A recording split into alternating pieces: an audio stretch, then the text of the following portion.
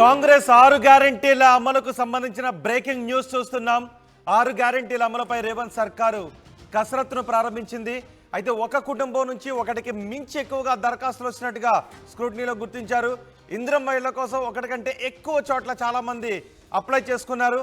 ఈ నేపథ్యంలో అసలైన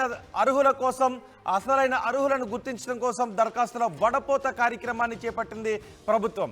ఒక వ్యక్తి ఎక్కడెక్కడ దరఖాస్తు చేసుకున్నారో తెలుసుకోవడానికి ఆధార్ నెంబర్లను ఆర్టిఫిషియల్ ఇంటెలిజెన్స్తో అనుసంధానం చేయాలని ప్రభుత్వం నిర్ణయించింది. దరఖాస్తుదారులతో మాట్లాడిన తరువాత వారు కోరుకున్న చోట్ల ఇళ్లను కేటాయించే అవకాశం ఉంది. ప్రజాపాలనలో ఇందిరమ్మ ఇళ్ల కోసం 84 లక్షల దరఖాస్తులు వచ్చాయి. స్థలం ఉన్నవారికి ఇంటి నిర్మాణానికి ఆర్థిక సాయం అందిస్తామని కాంగ్రెస్ చెప్పింది. స్థలం లేని వారికి స్థలాన్ని కేటాయించి ఇంటి నిర్మాణానికి ఆర్థిక సాయం చేస్తామని హామీ ఇచ్చింది.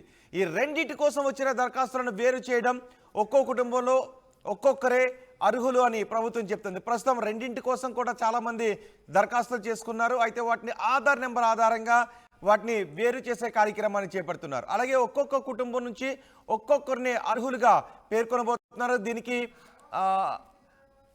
రేషన్ కార్డుని ప్రామాణికంగా తీసుకునే అవకాశం ఉంటుంది. రేషన్ కార్డులో ఉన్నటువంటి కుటుంబ సభ్యులు, ఒక రేషన్ కార్డులో ఉన్నటువంటి కుటుంబ సభ్యులు ఇద్దరు ముగ్గురు అప్లై చేసుకున్నటువంటి పరిస్థితి కూడా కనిపిస్తుంది. ఈ నేపథ్యంలో రేషన్ కార్డుల ఆధారంగా కుటుంబంలో ఒక్కరికే ఈ పథకాలను అందించే అవకాశం ఉంది. పెళ్ళైన తర్వాత ఉమ్మడి కుటుంబంగా ఉన్న వారికి దీని నుంచి మినహాయింపునిస్తారు. ఒకవేళ కుటుంబంలో ఉన్న వాళ్ళకి పెళ్ళైపోయి వారు ఉమ్మడి కుటుంబంగా ఉంటున్నట్లయితే అలాంటి సమయంలో వాళ్ళు ఇద్దరు అప్లై చేసుకున్న ఇద్దరిని కూడా పరిగణలోకి తీసుకునే అవకాశం ఉంటుందని చెప్తున్నారు. దరఖాస్తుల ఓడపోత తర్వాత గ్రామ సభలు నిర్వహించి అర్హులను గుర్తించాలి అని ప్రభుత్వం యోచిస్తోంది. అలాగే నిధుల కేటాయింపుపై కేబినెట్లో చర్చించాక నిర్ణయం తీసుకునే అవకాశం ఉంది అని తెలుస్తుంది. దీనిపై మరింత సమాచారం మా ప్రతినిధి మధుతో మాట్లాడదాం.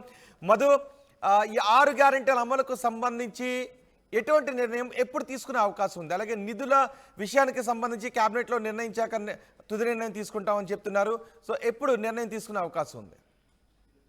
ఎగ్జాక్ట్లీ త్వరలోనే కేంద్ర బడ్జెట్ ప్రవేశపెట్టనుంది. ఫిబ్రవరి మొదటి వీక్ వరకు ఈ బడ్జెట్ కొనసాగేటువంటి అవకాశం ఉంది. ఈ మంత్ ఎండింగ్ లోనే బడ్జెట్ సమావేశాలు ప్రారంభం కానున్నాయి. సో కేంద్ర బడ్జెట్ ను బట్టి రాష్ట్ర బడ్జెట్ నిర్ణయించేటువంటి అవకాశం ఉంది. ఆల్రెడీ బడ్జెట్ కి సంబంధించి కసరత్తు కొనసాగుతా ఉంది. వరుస భేటీలు జరుగుతూ ఉన్నాయి డిపార్ట్మెంట్ వైజ్ వారిగా. బట్టి విక్రమార్కతో ఆ శాఖలకు సంబంధించిన మంత్రులు వరుసగా భేటీ అవుతున్నారు.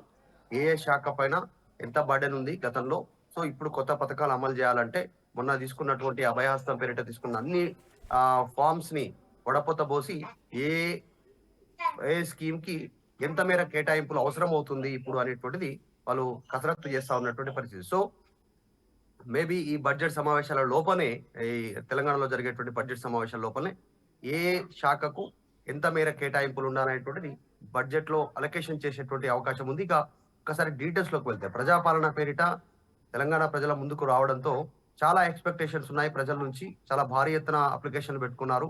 అయితే ఇక్కడ ఆల్రెడీ రేషన్ కార్డులో ఉమ్మడి కుటుంబంలో ఉన్నప్పుడు, ఎందుకంటే గత 9 సంవత్సరాల నుంచి కొత్తగా రేషన్ కార్డులు ఇంప్లిమెంటేషన్ కాలేదు అనేటువంటిది అయితే కాంగ్రెస్ చెప్తా ఉందో, ఆ అంశంలో భాగంగా ఉమ్మడి కుటుంబంలో ఉన్నటువంటి వారు సపరేట్ గా అప్లై చేసుకున్నారు. వివిధ కారణాల వల్ల విడిపోయినటువంటి వారు, సపరేట్ గా ఉంటున్నటువంటి వారు, లేదంటే నగరానికి వలస వచ్చినటువంటి వారు, పెళ్లి అయిపోయి సపరేట్ గా కుటుంబాలని విడివిడిగా జీవిస్తున్నటువంటి వారంతా కూడా వారికి సంబంధించినటువంటి విషయం పైన ఎట్లా చేయాలి అనేటువంటిది కసరత్తు చేస్తా ఉన్నారు. మొత్తం 84 లక్షల దరఖాస్తులు వచ్చాయి ఈ ఇందిరమ్మ ఇళ్ల కోసం. ఎందుకంటే ఈ ప్రభుత్వం అధికారంలోకి వస్తే సొంత జాగా లేనటువంటి వారికి సొంత జాగా ఇస్తామన్నారు. సొంత జాగా ఉన్నటువంటి వారికి 5 లక్షల రూపాయలు ఇంటి నిర్మాణం కోసం ఇస్తామన్నారు. సో ఈ అంశానికి సంబంధించి భారీగా ఎక్స్పెక్టేషన్స్ ఉన్నాయి ప్రజల నుంచి. రాష్ట్ర వ్యాప్తంగా అనేక అప్లికేషన్ రావడంతో దీనిపైనే దృష్టి పెట్టినటువంటి పరిస్థితి ఉంది. మరి డబల్ అప్లై చేసుకున్న వారి పరిస్థితి, ఊర్లలో ఉన్న వాళ్ళు, ఇక్కడ నగరంలో ఉన్నటువంటి వాళ్ళు, వాళ్ళ సంగతి ఎట్లా అనేటువంటి దానిపైన దృష్టి పెడతా ఉన్నారు. ఆర్టిఫిషియల్ ఇంటెలిజెన్స్ యూజ్ చేసుకుంటారు. మనం గతంలోనే ఆర్టీవీ చెప్పింది, చాలా ఈజీగా ఈ డిజిటలైజేషన్ ప్రక్రియ అవుతుందో, అప్లికేషన్ కి సంబంధించినటువంటి డిజిటలైజేషన్ చాలా ఈజీ ప్రక్రియ. జస్ట్ ఆధార్ నెంబర్ ఎంట్రీ చేయడం వల్ల మన డీటెయిల్స్ అన్ని ప్రభుత్వం దగ్గర ఉంటాయి. మనం ఆధార్ లో ఎన్రోల్ అయి ఉన్నామా, మన బ్యాంక్ అకౌంట్ ఏంటి, తర్వాత మీకు సొంత కారు ఉందా, సొంత స్థలం ఉందా, సొంత ఇల్లుందా, అన్ని డీటెయిల్స్ ప్రభుత్వం దగ్గర క్షణాల పైన తెలిసిపోయేటువంటి అవకాశం ఉంది. కేవలం మనదే కాదు, ఒకవేళ మన పైన ఇంటి యజమాని పైన లేకుంటే ఇంట్లో ఇంకెవరిపైన ఉంది అనేటువంటిది కూడా చాలా ఈజీగా తెలిసేటువంటి అవకాశం ఉంది. ఇంటి నెంబర్ కూడా ఉంటుంది కాబట్టి దాంట్లో డీటెయిల్స్ అన్ని ఆధార్‌లో. ఆ రకంగా డిజిటలైజేషన్ సందర్భంగా ఈ అప్లికేషన్‌లను వడపోత కార్యక్రమం అనేది ప్రభుత్వం దగ్గర ఉన్నటువంటి అత్యంత ఈజీ కార్యక్రమం. దానికి ఇప్పుడు ఇంకా ఏఐని వాడుకుంటున్నారు. ఆర్టిఫిషియల్ ఇంటెలిజెన్స్‌ని కాబట్టి చాలా త్వరగా దీనికి సంబంధించినటువంటి అర్హులు ఎవరు అనేది తేల్చే పనిలో ప్రభుత్వం పడింది. ఆదేశాలొచ్చాయి. సో త్వరలోనే అసలైన అర్హులు ఎవరు, మొదటి దఫాలో అంటే సొంత జాగా ఉన్నటువంటి వారు ఎవరు అనేటువంటిది ప్రభుత్వం వారికి 5 లక్షలు ఇచ్చేటువంటి పనిలో భాగంగా ఈ ఇందిరమ్మ ఇండ్ల పథకం కింద బడ్జెట్‌లో అలొకేషన్ చేసేటువంటి అవకాశం ఉంది. రెండవ దఫాకి సంబంధించి ఇళ్ల జాగాలు ఎవరికైతే లేవో ఆరకు ఇంటి జాగాను కూడా కేటాయించి, సో స్థలం కేటాయించి వారికి 5 లక్షల రూపాయలు కేటాయించేటువంటి దీనిపైన దృష్టి పెట్టే అవకాశం ఉంది. మొదటి దఫాలో మాత్రం సొంత జాగా ఉన్నటువంటి వారికి అలొకేషన్ అంటే ముందు ఈ స్కీమ్‌ను ప్రారంభించడానికి ప్రభుత్వం సిద్ధమవుతోంది. అత్యంత ప్రతిష్టాత్మకంగా తీసుకోవాలనుకుంటుంది ప్రభుత్వం ఇది. ఎందుకంటే గత ప్రభుత్వంలో డబుల్ బెడ్‌రూమ్ ఇల్లు గాని, గృహలక్ష్మికి సంబంధించినటువంటి దానిపైన గాని ఆరోపణలొచ్చాయి. వీళ్ళే ప్రతిపక్షంలో ఉన్నప్పుడు తీవ్ర ఆరోపణలు చేస్తారు. క్వాలిటీ లేని డబుల్ బెడ్‌రూమ్ ఇల్లు నిర్మించారని, తర్వాత డబ్బులు ఇచ్చిన వారికి డబుల్ బెడ్‌రూమ్ ఇచ్చారని, ఇలా అనేక వాళ్ళ సొంత అనుయాయులకు, పార్టీ వ్యక్తులకు డబుల్ బెడ్‌రూమ్‌లు కేటాయించారనేటువంటి ఆరోపణలొచ్చాయి.